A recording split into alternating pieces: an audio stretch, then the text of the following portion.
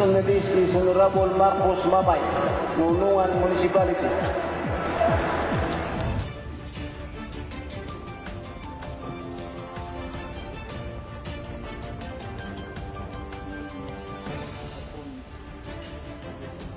My respect to Mr. Wok Shambi, President of the 21st Century Maritime Cooperation Committee, Mayor of Fuzhou Municipal People's Government, to Ms. Chen Dan-hong, Director General of the Department of International Cooperation, Ministry of Natural Resources of the People's Republic of China, participants of this afternoon's event, ladies and gentlemen, good afternoon. Assalamualaikum warahmatullahi wabarakatuh for our Muslim brothers and sisters. I am Mayor Marcos Mamay of the Municipality of Nunungan in the province of Lanao del Norte, and the Vice President of External Affairs of the League of Municipalities of the Philippines. And in behalf of our National President, Mayor G.B. Bernos of La Paz, Abra, I am truly honored to represent him today in this forum. And I would like to take this opportunity also to thank you for inviting us to share and to shed light on an emerging force of economic growth and sustainability, the development of the marine economy in the Philippines. By adopting a dual carbon strategy and increasing green transformation within marine industries, the Philippines aims to unlock the potential of its oceans as a new economic growth point and an inexhaustible driving force for sustainable development. In the following discussion, we will explore the significance of the marine economy in the Philippines, the challenges it faces, and the measures taken to ensure its sustainability. First, we have to discuss the significance of the marine economy in the Philippines.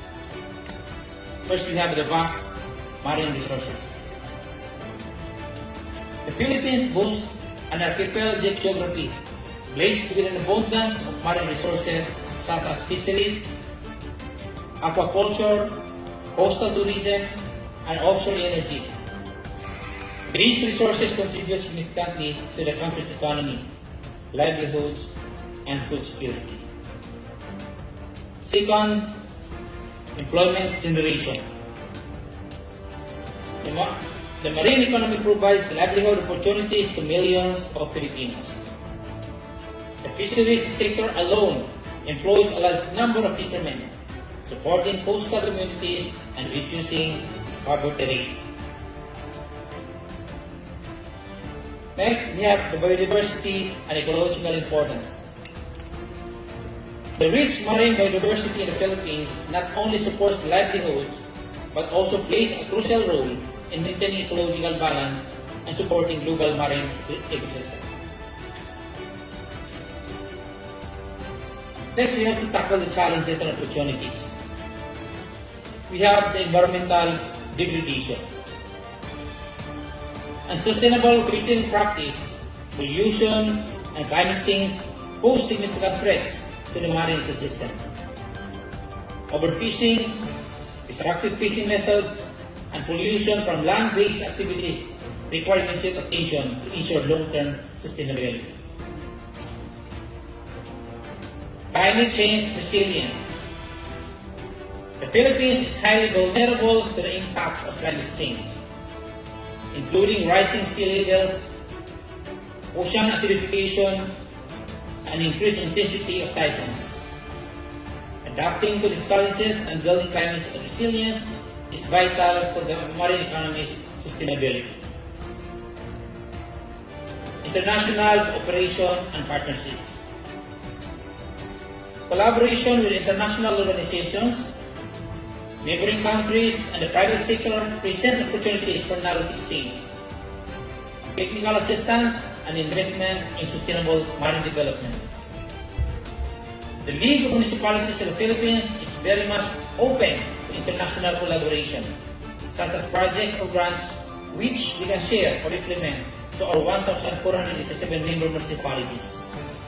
LNP international partners, Rare and Oceana, local partners BIFA. Third, we have to discuss about the dual carbon strategy and green transformation.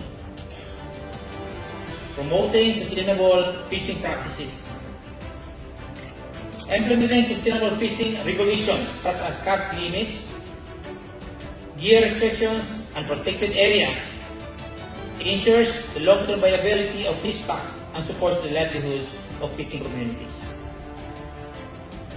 Conservation and restoration efforts.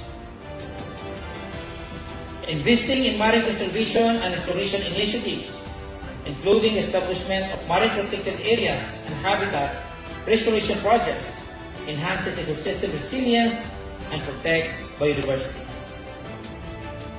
Renewable energy development. Expanding the use of renewable energy sources, such as offshore wind farms and wave energy converters, reduces dependence on fossil fuels and minimizes the carbon footprint of marine industries. For the high quality development of marine economy, first we have enhancing aquaculture practices. Promoting sustainable and responsible aquaculture practices, including improved feed efficiency, disease management, and water quality control, leads to higher productivity, reduced environmental impact, and increased competitiveness in the global market. Coastal tourism and blue economy.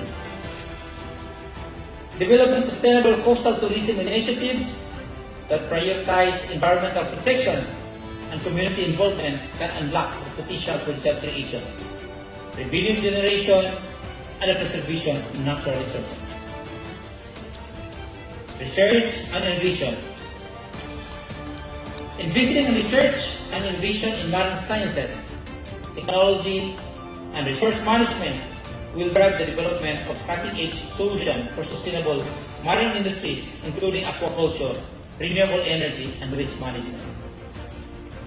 In conclusion, the marine economy in the Philippines holds immense potential for sustainable development, economic growth, and ecological preservation. By embracing a dual carbon strategy and implementing green transformation within marine industries, we can ensure the preservation of our oceans, the well-being of coastal communities, and the long-term viability of our economy. Let us work together to make the ocean a new economic growth. Once again, on behalf of the League of Municipalities of the Philippines, headed by our National President, Mayor J.B. Bernos, we would like to thank you all for inviting us here. It is indeed an honor. Once again, good afternoon.